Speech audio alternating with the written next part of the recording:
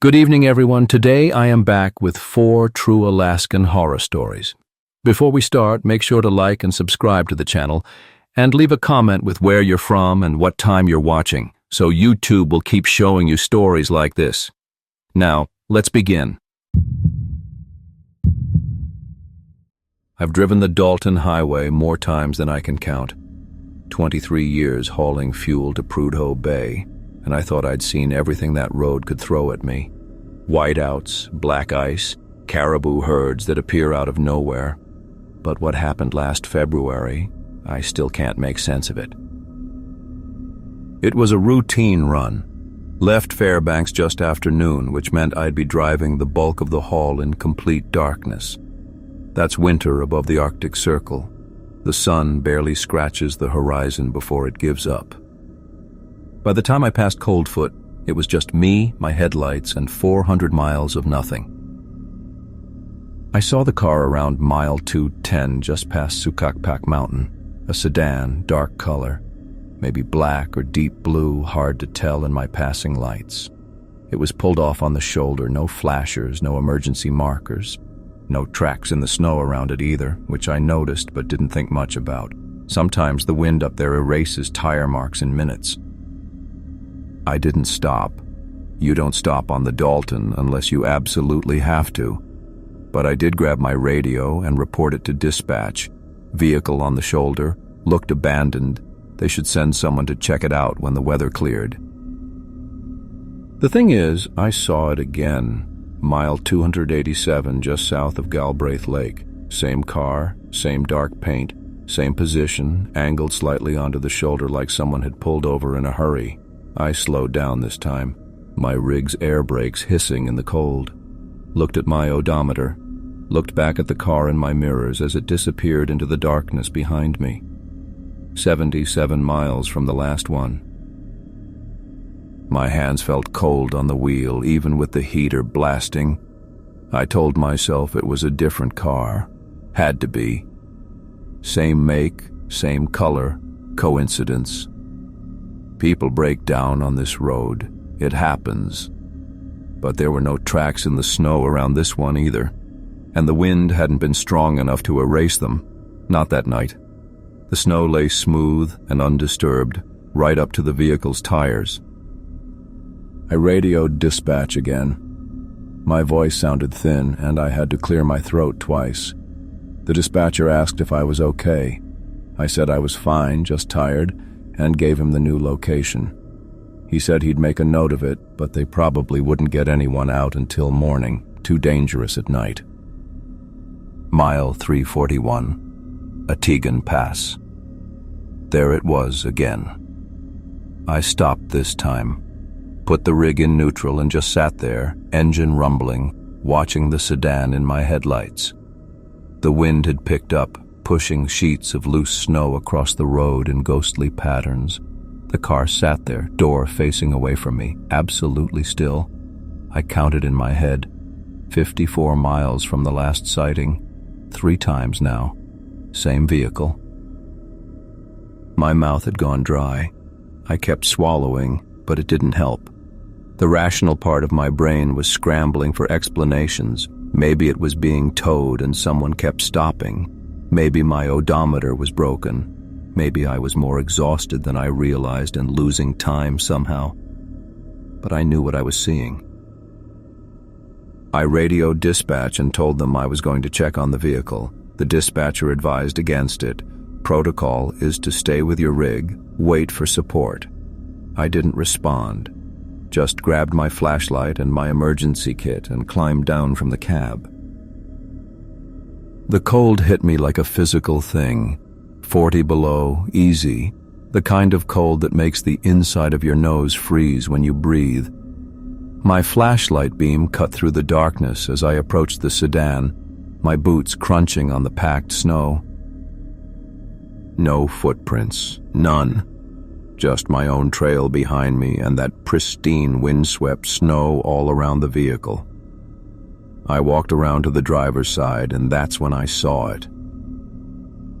The door was open, wide open, frozen in place, a thick ridge of ice holding it at a 45-degree angle. The dome light was off. Battery had died days ago, maybe weeks.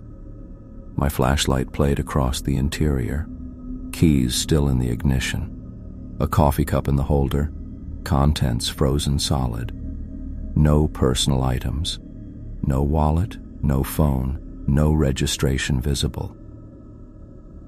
The driver's seat was empty, but someone had been sitting there recently enough to leave an impression in the fabric. I stood there, my breath coming in short clouds, looking at that open door, looking at the snow around the car, unmarked, perfect, like no one had walked away from this vehicle, like no one had walked toward it either. The wind shifted, and for just a moment I thought I heard something. Not a voice exactly, just a sound that could have been a voice if voices could come from the wrong direction. From above maybe, or below. I turned my flashlight toward the road ahead, and the beam seemed to stop too soon, like the darkness up there was thicker.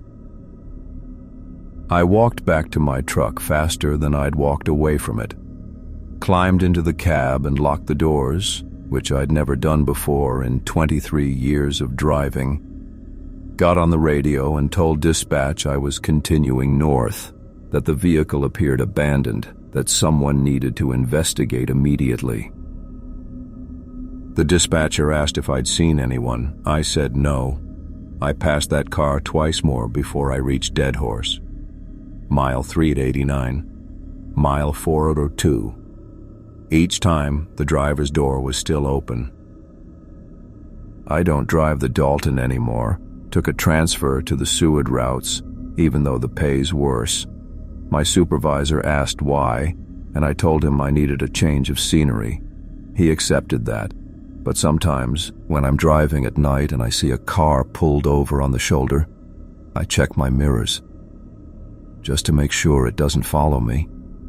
Just to make sure it stays behind. I'd been in the observation blind for 8 days when I found the first one. The contract was simple.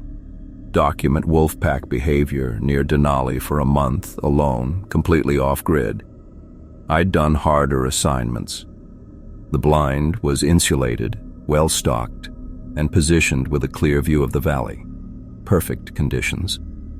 I should have known better than to trust perfect conditions. The effigy was about 30 yards out, just past the tree line. I almost missed it in the morning glare. The snow was so bright it hurt to look at directly.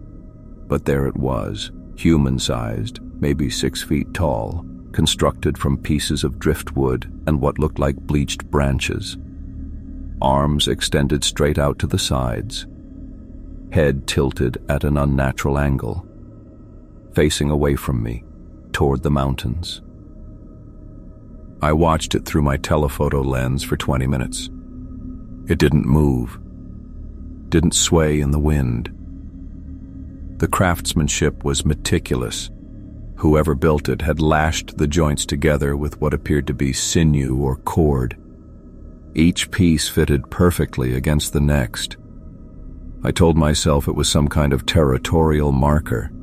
Indigenous art, maybe. But the placement bothered me. 30 yards. Exactly at the edge of where my tracks from the previous week had stopped. The next morning, there were 2. Same distance. Same construction, both facing away. The new one was positioned at a 45-degree angle from the first, like they were slowly forming a perimeter. I put on my thermal gear and hiked out to examine them. The snow around the effigies was undisturbed. No footprints, no drag marks, nothing. Up close, I could see the bindings were fresh. The wood wasn't weathered. These had been assembled recently, within hours maybe. I circled the first one, and that's when I noticed the face. Carved into the back of the head where I wouldn't have seen it from the blind was a crude approximation of human features. 2 deep gouges for eyes, a slash for a mouth. It was facing the direction I'd come from, watching my approach. I kicked the thing over, The wood scattered across the snow, and I broke the larger pieces across my knee. Then I did the same to the second one. It took me 40 minutes to reduce both effigies to kindling and carry the pieces a quarter-mile away. When I got back to the blind, there was a new one, 15 yards out, facing away. My hands were shaking so badly I could barely hold the binoculars. I'd been gone less than an hour. I'd heard nothing, no footsteps, no sounds of construction. The valley was dead silent except for the wind. I scanned the tree line, the ridges, every shadow and depression in the snow. Nothing moved. I stayed inside for 3 days after that. Rationed my food, kept the windows covered except for a narrow gap to observe through. Every morning there was a new effigy, each one closer than the last. 12 yards, 9 yards, 6 yards. Always facing away initially, but when I worked up the nerve to go outside and circle around them, the carved faces on the back were always oriented toward wherever I'd been standing moments before. On the fourth night, I woke to silence so complete it felt like pressure against my eardrums. I realized the wind had stopped. No creaking of branches, no settling of snow on the roof, nothing. I looked through the gap in the window covering. There were 11 effigies now, arranged in a semicircle around the blind, the closest less than 3 yards from my door, all of them facing away. I watched for 2 hours, barely breathing, waiting for something to move. The moon was bright enough to see every detail, the careful construction, the proportions, the way they stood perfectly upright despite the uneven ground. Then the one directly in front of my window rotated. Not quickly, slowly enough that I almost convinced myself I was imagining it. A degree at a time, pivoting at the base. When it stopped, it was facing me, the carved face visible now in the moonlight, eyes staring directly at my position. I didn't move, couldn't move. One by one, the others began to turn, the same slow, deliberate rotation. No wind, no visible mechanism, just smooth, impossible movement until all 11 were oriented toward the blind. I left at first light, carrying only what I could fit in my pack. I didn't look back until I reached my truck, 7 miles down the mountain. When I did, I saw a line of figures standing at the tree line near the blind. Too far away to count, too distant to see clearly. But even from that range, I could tell they were all facing my direction. The company sent someone else to retrieve my equipment 2 weeks later. He said the blind was empty, no effigies, no evidence of anything unusual. He asked if I'd been experiencing altitude sickness, cabin fever maybe. I don't know what to tell him. I don't know what to tell anyone, but I still see them sometimes in the corner of my vision, especially at night, always facing away at first, always waiting to turn. I was 3 days into a 2-week solo survey in the Brooks Range when I found the holes. The work was routine, hiking between GPS coordinates, checking seismic sensors we'd planted the previous summer. The terrain was unforgiving but predictable. Exposed bedrock, scattered talus, and about 4 inches of early October snow that had fallen the night before. I'd done this kind of work for 6 years. I knew what belonged out there. The drill holes didn't belong. I almost walked past them. They were arranged in a tight cluster, maybe 8 feet across, drilled straight down into a granite shelf that jutted from the hillside. 12 holes total, each one perfectly circular, about 3 inches in diameter, and deep enough that my flashlight beam didn't reach the bottom. The edges were clean, machined clean. No scoring, no chipping. Someone had used industrial equipment to drill into bedrock in one of the most remote sections of the range, at least 40 miles from the nearest mining claim. I pulled out my radio to report it. Static answered. Not the usual empty hiss. Short bursts, rhythmic, almost like Morse code, but without any pattern I recognized. I tried twice more. Same thing. I made a note to check the antenna back at camp. That's when I saw the disturbed ground. 20 yards downslope, someone had dug into the thin soil between two rocks. Recent work. The dirt was still dark with moisture, and the snow around it had been cleared away deliberately. The hole was roughly 6 feet long, 3 feet wide, shallow. A tarp, the same gray-brown as the surrounding stone, had been pulled partially over it.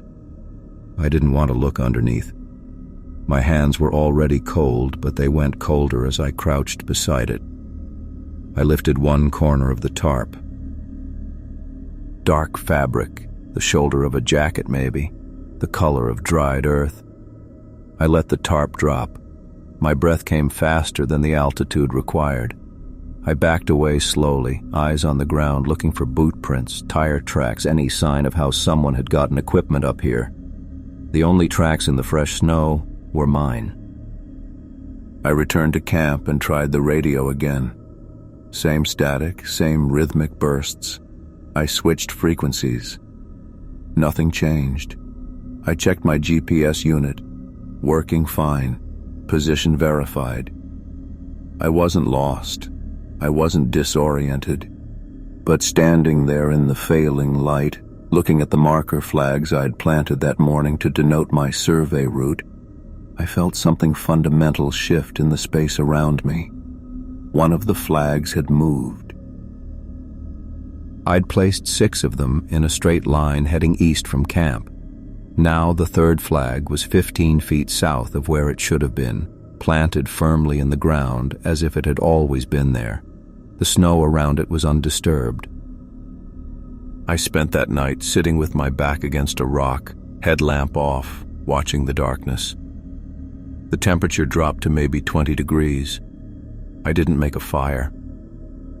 Every sound became a footstep that never materialized.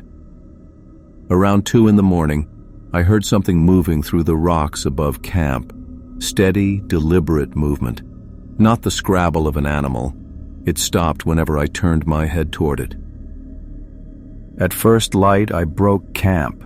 The plan had been to continue the survey, but the plan didn't matter anymore. I needed to hike out to the pickup coordinates 18 miles northeast. I could make it in a day and a half if I pushed. I'd gone maybe 3 miles when I saw the second flag out of place. This one I'd planted the previous afternoon, marking a sensor location on a ridgeline. Now it stood in the middle of a frozen creek bed 100 feet below, perfectly vertical in the ice. The radio gave me nothing but those same pulses of static. I kept moving, didn't stop for lunch. The sun was bright, the sky empty and blue, but I couldn't shake the feeling of being observed. Not watched, observed. Studied. There's a difference. I'd seen the way ravens watched food. This was something else. The third relocated flag was waiting for me at dusk. I'd placed it that morning before I broke camp. Now, it stood directly in my path, driven into the snow at the exact spot where I'd planned to camp for the night. I walked past it and kept going. My legs burned. My pack straps cut into my shoulders. I didn't care. I hiked through the night using my headlamp, stopping only when my vision started to blur. 4 hours of sleep, then moving again before dawn. The radio was dead weight, but I couldn't make myself leave it behind. The pickup coordinates were marked by a cairn on a gravel bar where the helicopter could land. I reached it just after noon on the second day. I was 12 hours early. I sat down beside the cairn and waited, trying not to look at the undisturbed snow around me, trying not to think about the fact that I hadn't seen a single animal track since I'd found those holes. The helicopter arrived at 6 in the morning the next day. I'd been awake the entire time. I filed a report with the state troopers about the grave. They investigated and found nothing. No disturbed ground, no tarp, no evidence of excavation. The coordinates I gave them were accurate. I checked them 3 times. They searched the entire area. The drill holes were still there. They couldn't explain them either, but drilling isn't illegal on public land. I don't work solo anymore. That's the main change. I also don't keep marker flags. I navigate by GPS and memory now, and I check my equipment every hour to make sure it hasn't moved while I wasn't looking. Because sometimes late at night my radio still picks up those static bursts. Short and rhythmic, always at the same intervals. And I've started to wonder if they weren't coming from somewhere out there at all. I think they were answering something. I've been a ranger at Denali for 6 years, and I thought I'd seen every trick the backcountry could pull. I was wrong. It was mid-October, 2 weeks after we'd closed the park to visitors. I was doing a final sweep of the northern trails before the heavy snows came. The kind of patrol where you don't expect to see another soul for days. That's why the tent surprised me. It was set up in a clearing about 15 miles from the nearest access point, still standing but sagging in the middle like something had pressed down on it. No one was around. I called out a few times, waited, got nothing back. The permit tag zip-tied to the tent pole was 3 weeks expired. Name on it read Marcus Vell. His gear was inside. Sleeping bag, camp stove, clothes, everything you'd need. Everything you wouldn't leave behind unless something went very wrong. But what made my skin prickle was the composition notebook sitting open on top of the sleeping bag. The handwriting started neat. Standard trail observations, weather notes, coordinates. Then it deteriorated. The entries got shorter, more fragmented. One line kept appearing in different variations. The fog doesn't move right. I flipped to the last entry. It was dated 4 days prior. All it said was, "It knows I'm here, moving camp at first light." Below that, someone had written the same word over and over until the pen tore through the paper. Watching. I should have radioed it in immediately. Protocol said report abandoned camps within an hour of discovery.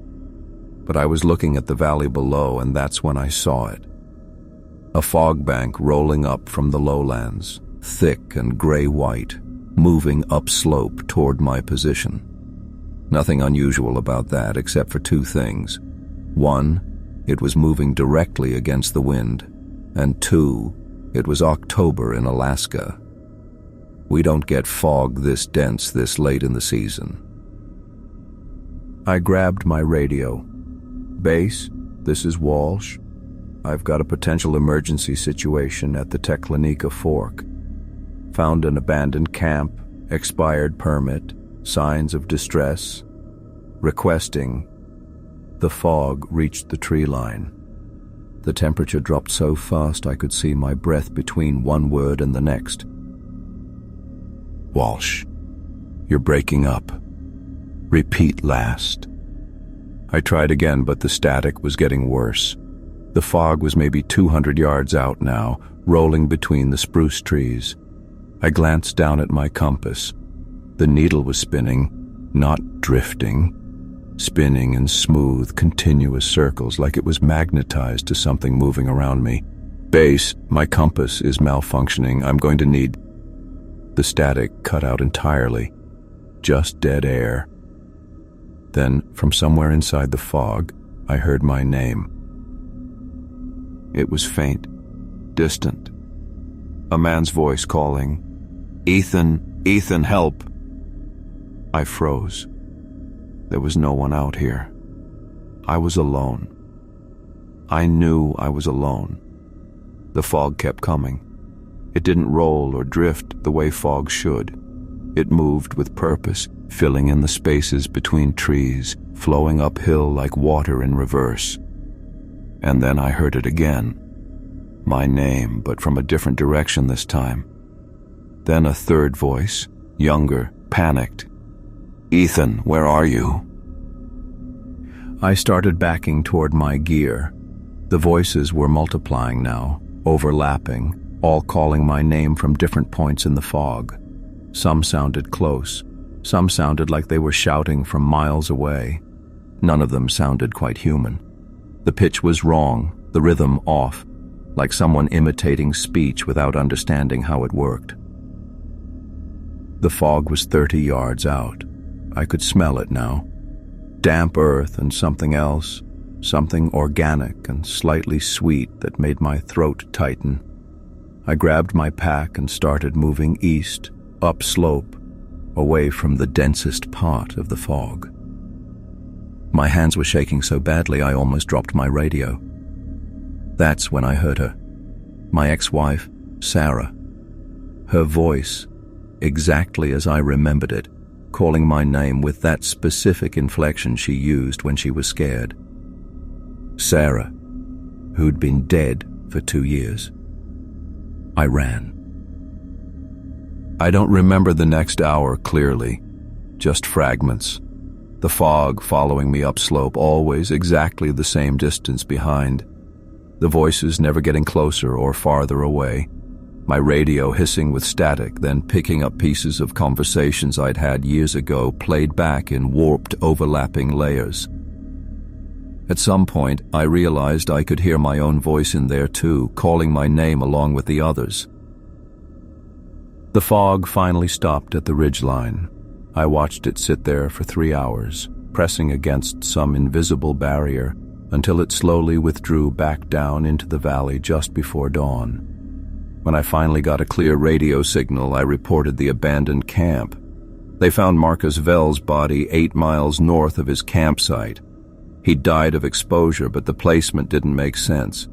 The coroner said he'd walked himself to exhaustion, like he was trying to outrun something. I put in for a transfer the next week. They approved it without question. I'm stationed in Glacier Bay now, and I tell myself it's better here. But sometimes on foggy mornings I hear the radio pick up voices in the static. And last week I could swear one of them was calling my name.